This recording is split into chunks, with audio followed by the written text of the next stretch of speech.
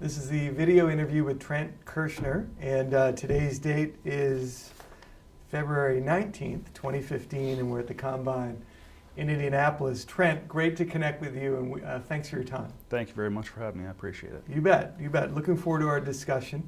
Let's start with a few basics about your current position, and then we'll go back in time a bit. Please tell us your current position and team. Okay, I'm the Director of Pro Personnel for the Seattle Seahawks. Good, good. And you report into whom? To John Schneider. Okay, very, very good. And how long have you been with Seattle?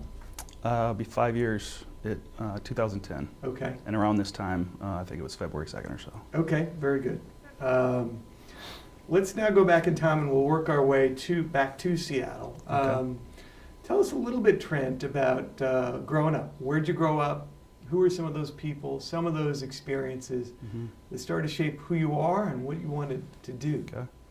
I grew up in a small farming community in southwestern Minnesota. Yeah? On a dairy farm. Have 3 older brothers, Troy, Todd, Terry, Trent. Yeah? Parents are Ron and Diane, and my father's had the dairy farm, and then we farmed 800 acres of land. My mom was a homemaker for the most part.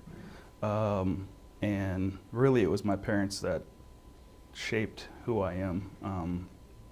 Work ethic came from my father. Yes. We were up at 4:30 in the morning milking cows until I was in 7th grade, and then they got out of the dairy business, and then we started raising hogs.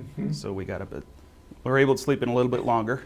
Till when? Got up at 5. Yeah, there you go. So that was You nice. slackers. And then you know, it was always, we had to have the work done, and that was work before play, and that was the big thing. And my mom controlled the house. Yeah. Everything outside the house was my father's. Yeah. Everything inside the house was my mom's. Good teamwork there. Yeah. When you look back, obviously the work ethic is clear in terms of what you acquired from them. Anything else in summary when you look back on it, traits, tendencies that you think you ended up acquiring from your parents? I would say respect, Yes. especially just seeing my mother and father's relationship. They never crossed the lines. I never saw them yell, scream at one another. It was always, not that they didn't, but there was always a control within their emotions to, all right, let's wait till the children go to bed or whatever it may be. Loyalty, I think, is another big thing. You just never burn a bridge.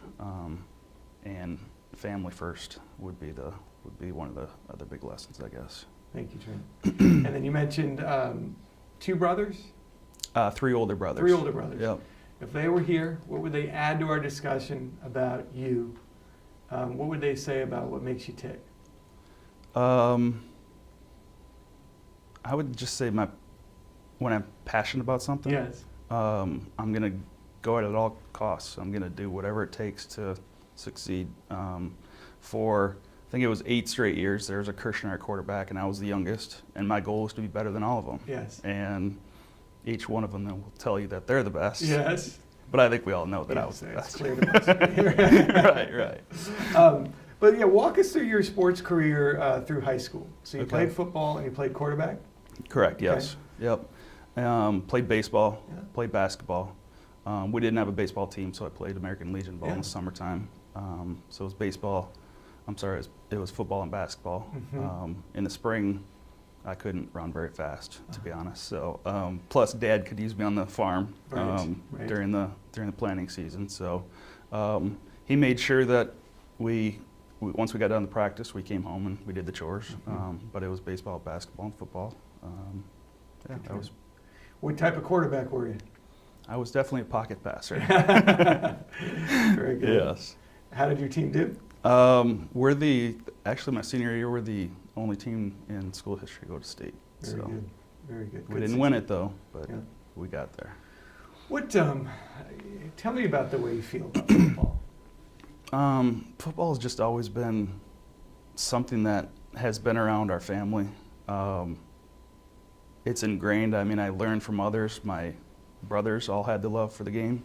So I can remember every Sunday we would watch games, and we didn't get NBC. Yeah. We got CBS and ABC at home. And at the time, I think CBS was covering the NFC, so I barely got to watch AFC games. Right. And we'd watch games. My mom and dad would always want to go to have coffee and donuts after church on Sunday, and we'd get mad at them every time because we wanted to go home and watch Irv Cross and Jimmy the Greek and all those guys for pregame. And then,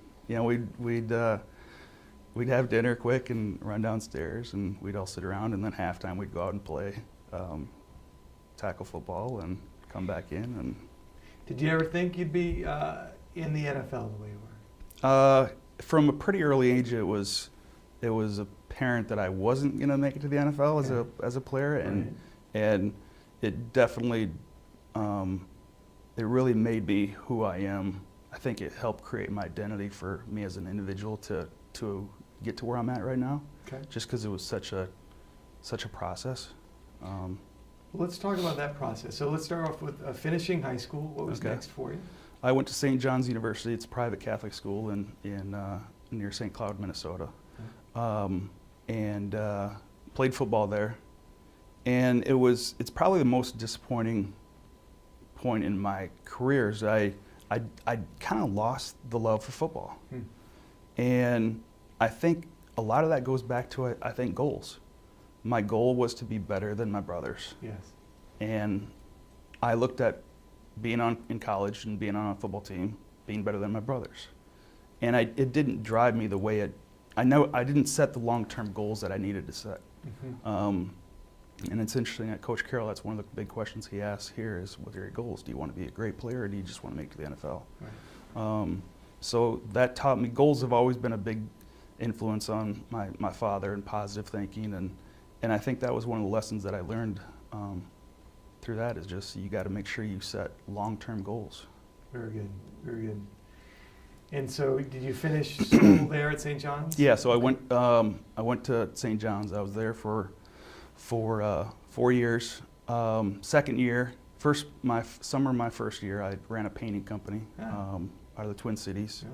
Happened to do house painting, residential? Yes, yeah. Hired a bunch of friends, yeah. and did obviously I was doing estimates to paint houses, and growing up being a huge baseball, basketball, football fan, one of the estimates I did was Janice Gladden, and from reading and being such a fanatic about sports, I knew Dan Gladden sure. was her husband. So I connected there. I told her I didn't know that. I said, "Oh, really? That's interesting." And she goes, "Yeah, would you like to do an estimate?" And so I did, knowing that it was Dan Gladden's wife, but right. she didn't know that I knew right. that. It was. I went to school saying I'm never going to get a job because of who I know, and that was probably the first moment that I ever had okay, if I don't take advantage of it, somebody else will. I see. Yeah. So that experience really propelled me to try and reach out to people, gain advice and insight from different people. So I started writing letters. I started writing letters to anybody in the NFL or Major League Baseball. This is at the end of your college career? No, this is my sophomore year. Sophomore year. Because I knew I wanted to get in sports, yeah. and I knew I wasn't going to be playing. So okay. how could I make this happen? Yeah. So I contacted Dan Gladden, got an internship with the Twins. Yeah. That was, I worked in the community relations, realized that, excuse me. Yeah, of course.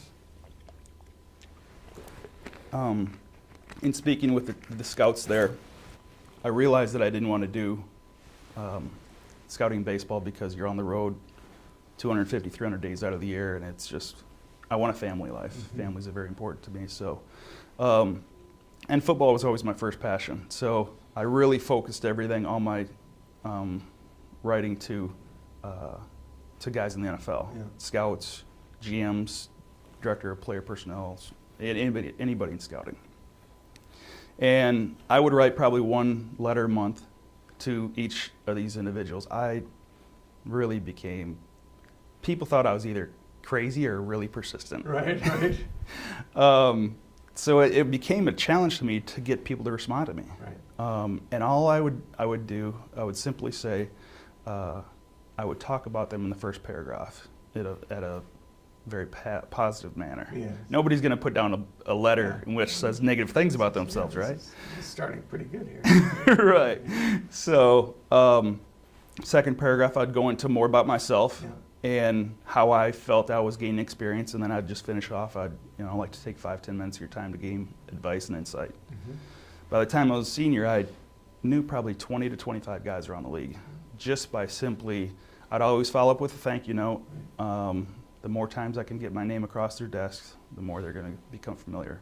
Guys would start accepting my phone calls, never ask for emails. They'd start emailing me, and I felt like I could contact these individuals. My senior year, then I decided to drive down to the combine here. So this is 2000, and contacted all these individuals that I was coming down here, and said I'd love to take 5-10 minutes of your time. They said, well, it's pretty busy right now. We can't really, probably won't have much time. Right. So I completely understand. So I came down, and it was a different setup then. They had the where the workouts were, and then you had to walk outside to go to the bathroom. Not walk outside, but outside the secured area. Right. So my first day there, I apologize, this is getting long, but No, this is. I'm very curious. So the first day there, there's a security guard there. Brian Carlson was his name. Make small talk with him. As individuals are coming out, I would go up and ask for advice. I remember talking to Bill Parcells. I mean, it was Holmgren. I mean, anybody and everybody. I wish I had that same courage with women when I was dating in college. But and so I just talked to them, and Mark Tressman was an individual that I knew was from Minnesota. I hadn't written Mark because he was on the coaching side, and so I went up to him and said, my name's Trent Kirchner. I drove down from St. Cloud, Minnesota to talk to individuals about how to get into scouting. And he said, you mean to tell me you drove all this way just to talk to people? That is awesome. He goes, here, my quarterback coach isn't getting in until tomorrow, John Shoup. Why don't you take his pass and go inside and see whoever you want to meet? And I was like, oh my God, I cannot believe this happened. Yes. So now I'm thinking, okay, I got Brian Carlson, who knows my name is Trent Kirchner and not John Shoup. I'm wearing John Shoup's badge. Right. How am I going to get through here? Right. So I walk up to him and showed him my badge, Right. and he just winked at me. He goes, I'm really happy for you. That's nice. Yeah. That's very nice. So then I tapped John on the shoulder. He turned around and said a few words that I shouldn't say, and was like, I can't believe you drove all the way down here, and how did you get in here? He had no idea. So got in and helped the Chiefs, and then went back to school and finished up in May, and then I had an internship in July with the Seahawks. With the Seahawks, Mhm. okay. What was your degree? It was business management. Okay. And so started off with the Seahawks, and really, with whom were you working? Like, who hired you, and who'd you work with? I was working for Dave Pearson Yeah. in public relations Oh. for training camp, and then once training camp ended, John was there obviously, and he knew me, and he knew I wanted to get in scouting. I spoke with Dave, and I said, would it be okay if I come in early in the morning and stay late at night to help out in scouting? He said, no problem, as long as you get your PR stuff done. Yeah. So I'd come in around 6:30 and work till 8:30 in scouting, and then from 8:30 until 5 I'd work in PR, and then after that I'd work in scouting. Right. And I'd just be I watched VHS tapes, I'd watch film with John, and he'd kind of show me just how it's done. That's great. So he would give you that time and, Yeah. and tell you what he's Yeah. seeing. And I was, a big gopher for they had the beta tapes then, Yeah. and if we had to go watch this guy, I'd go get the film and bring it back in. So it was, I loved it. I couldn't believe I was, helping out in scouting. So that was the first really big break in getting into it. Good training. Keep us moving forward. So what was next? I mean, in terms of the next step, if you will. Okay, so then John was hired with the Redskins Oh. as the VP of player personnel, and he hired me as the college scouting coordinator. So it was a great experience. I was the first guy he hired, brought me out right away, didn't have a contract with the Seahawks, so just basically left the next day. Didn't have any, had a car and that was it, so they shipped it out. And, but I think the first 28 days, I went on like 24, 25 different interviews with John for director of pro personnel candidates, director of college scouting candidates, area scout candidates. I mean, I was thrown into this, Right. and I want your feedback. What do you think of these guys? And here I'm thinking, what do I know about these guys? You know, I'm all new to these individuals. But he's like, I just want your honest opinion about them as people. Mm-hmm. Give me your take on them as individuals. So it was such a great process to go through, just to see how he handled that, and you learn that, okay, just because you say you want a guy, you can't always hire a guy because he's under contract, or you know they're not gonna release him from the contract. And so I'm working as college scouting coordinator. I'm basically the liaison between the area scouts and John. Mm-hmm. So helping them initially with their schedule. They set up their schedule, and I make sure John knows what their schedule is. I had an office in the draft room, and that was the main area where John would watch film. So there'd be a lot of afternoons too where John would start watching film, Mm-hmm. and I'd just be in there and I'd sit down and watch it with him and take notes, and he'd ask me about guys, and you know, so that was another great experience to get one-on-one, kind of learning how to evaluate players with John, Mm-hmm. because I don't think that happens very much where you get that one-on-one experience. That's right. So I traveled with the team. I did the still shots. So that was interesting. My first time in the coach's booth, and hearing what coaches truly feel about players on game day. Yeah. So you know, it was a quick experience because it was 9 months. We started out 0-5, went 5-5. Knew we were going to be fired basically by Thanksgiving, and really one of the first times that I've truly failed in my life. That I grew up in a small community. You get fired from something, everybody that you grew up with is like, what did you do? How did you get fired? They don't understand that you're guilty by association, Yeah, essentially. right. So John was fired in January. I worked under Joe Mendez and Vinny Serrato up until my contract ran out in April. Okay. And then I went home to Minnesota for a bit, and ended up getting interviews, or Cleveland wanted to interview me, and then Carolina basically pulled the trigger and said, we'll hire you as a college, or as a pro scouting assistant. So I went to Carolina as a pro scouting assistant. I believe it was in June, and then by October, November, they'd promoted me to pro scout, which I thought was really, I think I was one of the youngest pro scouts at the time, and I felt really like I'd made an impact because they promoted me so quickly. They didn't have to. So I started doing advances in free agency. And who were you working with there, Trent? there I was working under Mark Kahns, Yeah. and then Marty Hearn was the general manager. Mm-hmm.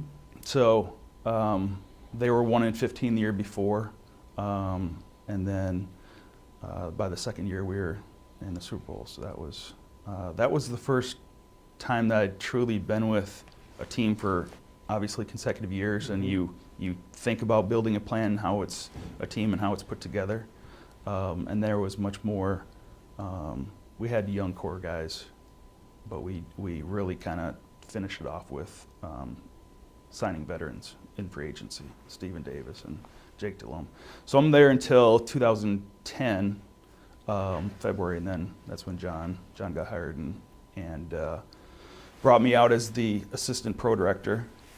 So I was the assistant pro director up until... So most of Carolina, you were on the pro side? Yeah, Okay. Yep, I was on the pro side.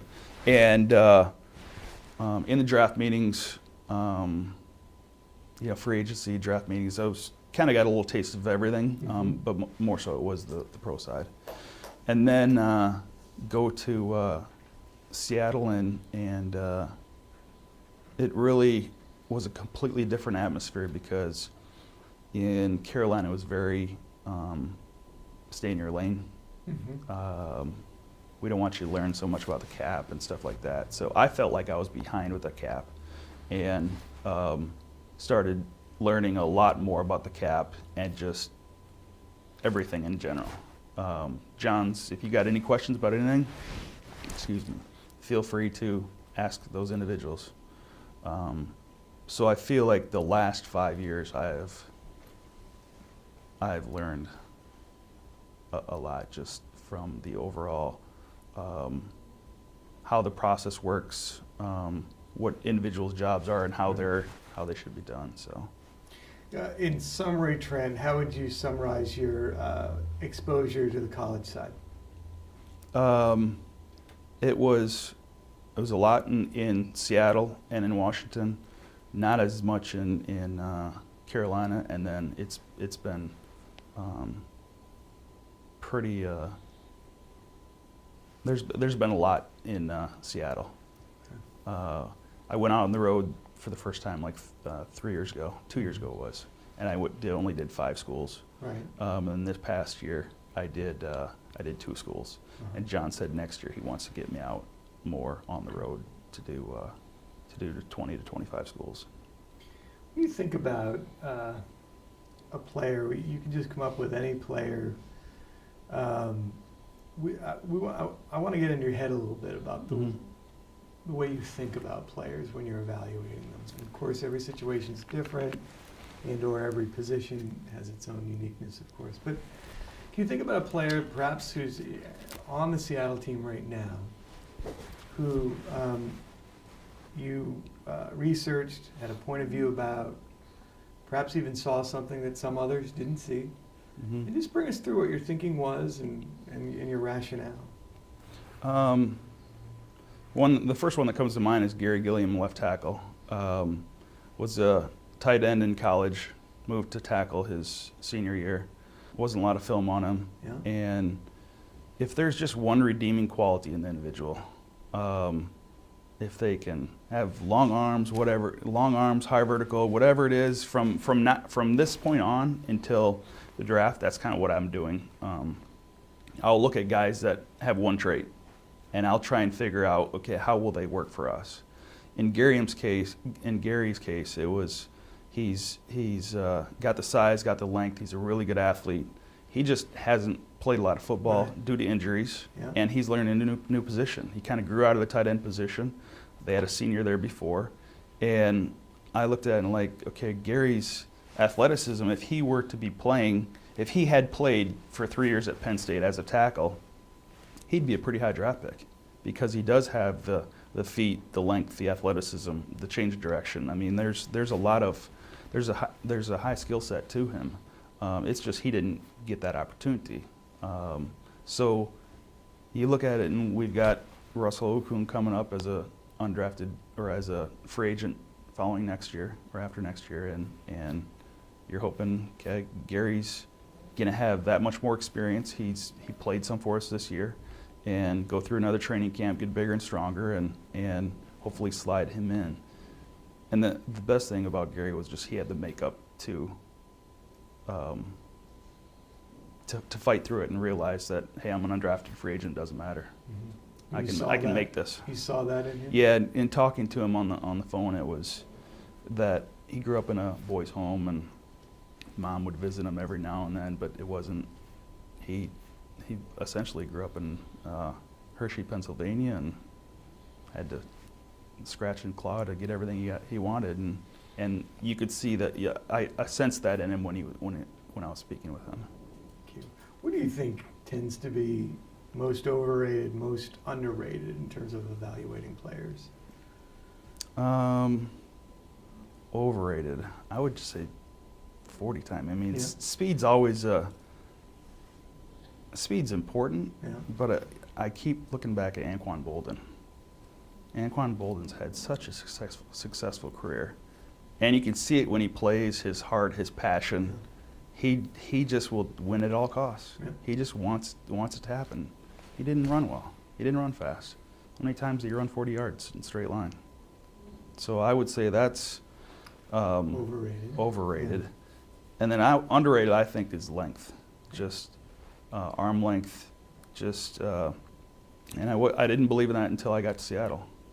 I'll never forget seeing KJ Wright for the first time we'd watched him, and when you're watching him, you see athleticism, but then once you get on the field and you see him, and he's such a long, efficient mover, but his length, whether it's tackling, just length helps a lot, closes passing lanes. Those are the two big things that I'd say. Thank you, Trent. How about, you mentioned that you've been seeking exposure on the cap side of things and contract side of things. So in summary, as we sit here right now, how would you summarize your skills and knowledge in cap and contracts? I would rely on somebody that's had experience. Yeah. By no means do I call myself an expert on it, and I think my job, general manager's job, is obviously to understand the cap, but you have a cap person to kind of walk you through that. Mm-hmm. In terms of your hands-on experience, in terms of draft board preparation and your exposure there, how'd you summarize? It's been extensive since I've been out to Seattle. Mm-hmm. I think John relies on me a lot. I'll be in there on weekends with him when it'll just be him, myself, and Scott Fitter in there, and we'll watch players and we'll move guys up and down the board. And there's not a lot of it. You want to make sure you incorporate everything the scouts have, and you don't want them to come back and see that one guy moved down 4 rounds and they're like, what happened? Yeah. So I would say that he relies on both Scott and I heavily. From a management perspective, management of people, overseeing other people, Mm-hmm. how would you begin to describe your approach, Trent, in that area? By no means am I a dictator. My father wasn't that way. I think communication's the key, and you got to make sure they understand what you want the end result or what the task is, and however they do it, it might be a better way than what you were doing it previously. So I'm a big believer in positive reinforcement and incorporating everybody. I think that's the great thing about Seattle is everybody feels like they're involved. There's no walls. Mm-hmm. While we're on the subject, what did you see in terms of setting the culture in Seattle when you arrived, and you observed that, your part in it? Mm-hmm. How would you summarize what you saw there? It kind of went back to childhood because my father was so positive. Yeah. And I wondered where my father got it from, and then Pete, I wonder if Pete's been this way his whole life. Because there's always something positive about every situation. And you think that it's gonna get kind of, you're just inundated with it all the time. All right, you're talking positive all the time. Seriously, just get mad at some point, But there's points, there's times where you do need to kind of throw a curveball in there and, maybe not be so positive but I firmly believe that stress is not going to help anybody. If you raise your voice, if you yell and scream, if you're trying to do that all the time, you're just hitting your head against the wall.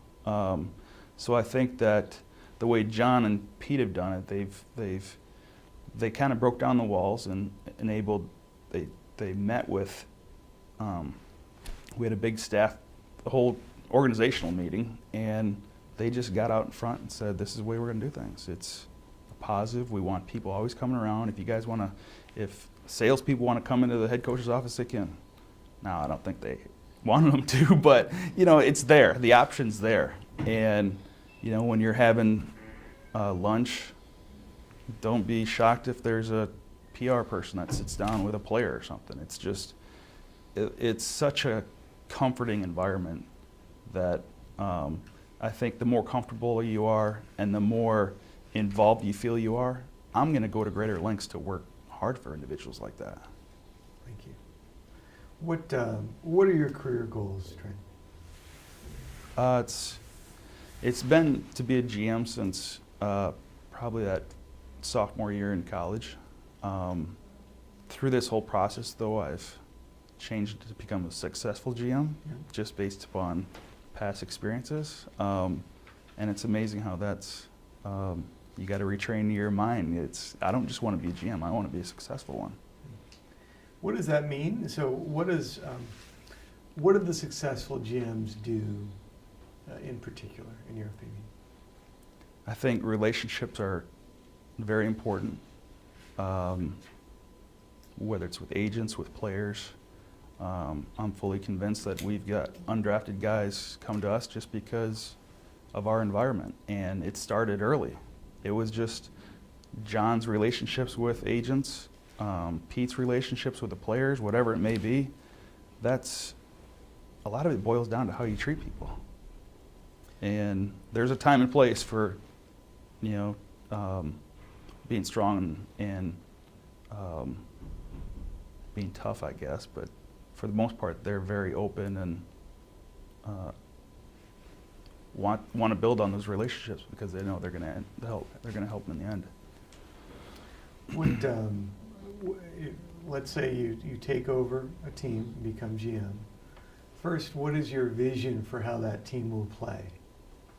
How do you start in describing that vision? So much of it is a clone of what we've done in Seattle. Okay. And this actually goes back to Carolina though too, was a strong defense and a running game. Okay. We had Stephen Davis and we had a good defense, Dan Morgan, Julius Peppers, Mike Rucker, and we had a quarterback that could manage the game. And now I think we have much more of a manager in Seattle, but for the most part, the foundation was built, and Russell came into that after the foundation was built, and he helped solidify it and take it to another level.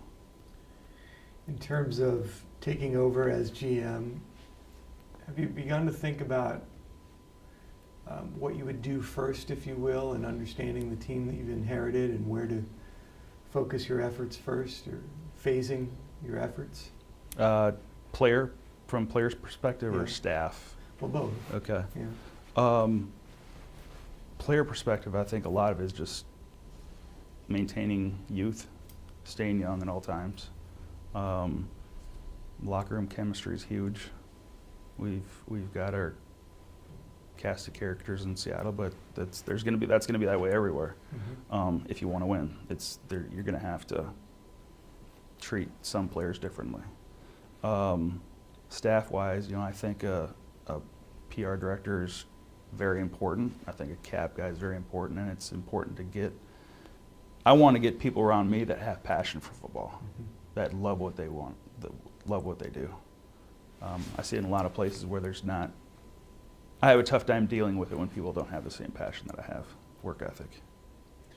What would you look for in a head coach?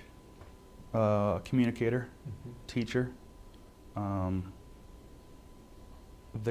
To be successful, messages have to change year in and year out.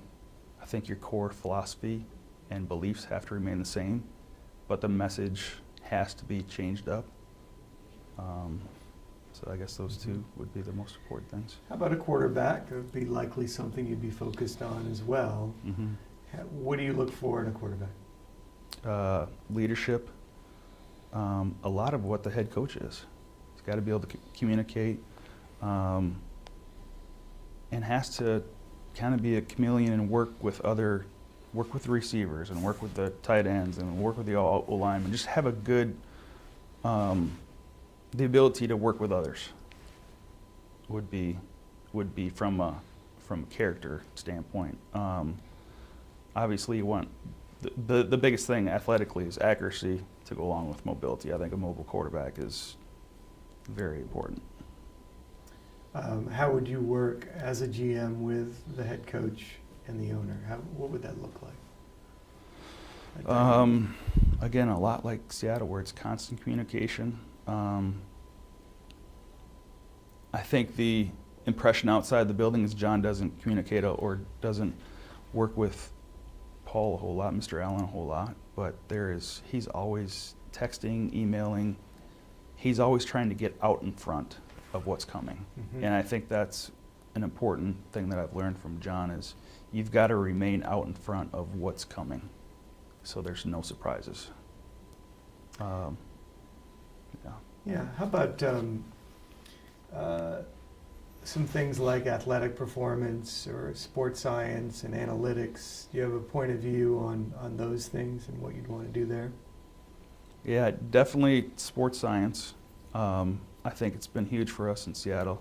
When the players see that the organization's willing to do anything to help them, there's nobody but themselves to fault. I've been given dietitian, sleep apnea, whatever it can be. Yeah. All they can do is look in the mirror and say, you know what, I didn't do enough. It wasn't anything due to the organization. Sports analytics, I think we're just on the. I think we're so. Baseball and soccer, basketball are so much further ahead. I don't think we're getting a lot of this information, but I don't think we know how we want to use it at this point. So it's very intriguing to me, and technology's been huge for me. I helped redo the scouting system in Carolina, and then I redid the kind of the same model in Seattle. And Toward what end, in summary, Trent? Without, just what were you trying to emphasize in those changes? I looked at it like when I was there in 2000, and when I came back in 2010, we had the same scouting system. 10 years worth of technology. Our owner started Microsoft. How would he feel if he walked in this building and he saw what we had as a computer system? So the other thing I looked at is it's $1 billion industry, and I've got to go to ESPN.com to get stats on guys. As little as stats. So now we've incorporated, we have all the information on hand. Whether it's games missed due to injury, just taking injury reports and games that they didn't play in and figuring out, okay, this guy's missed 40% of his games in his career due to injury. Little things like that we couldn't do in the past that now we can just click at a button and get. A lot of measurable stuff, change direction and figuring out offensive linemen and or skill position players, short shuttle relating to hamstring injuries. Yeah. All this stuff, it's a new field, it's a new area, and it's very intriguing to me. And why not make it easier on us to gather information? We have all this information. Why not get a system together that we can quickly click buttons and find the answers out? How about as a GM, what would be your approach to the media? I think the head coach is the voice of the organization. I would expect to speak at the beginning of the season, end of the season, before the draft, after the draft. I know I'm going to have to communicate with the media daily, but it doesn't have to be press conferences or radio shows or, I think I should be behind the scenes. The GM should be behind the scenes. Trent. Anything else that you want to cover in terms of what would be important to you as a GM that we've not mentioned? I think a lot of it goes back to hard work and passion. There's so many times I wake up in the morning, I'm like, I get paid to do this. Yeah. And how many people would love to do this? So passion, hard work, how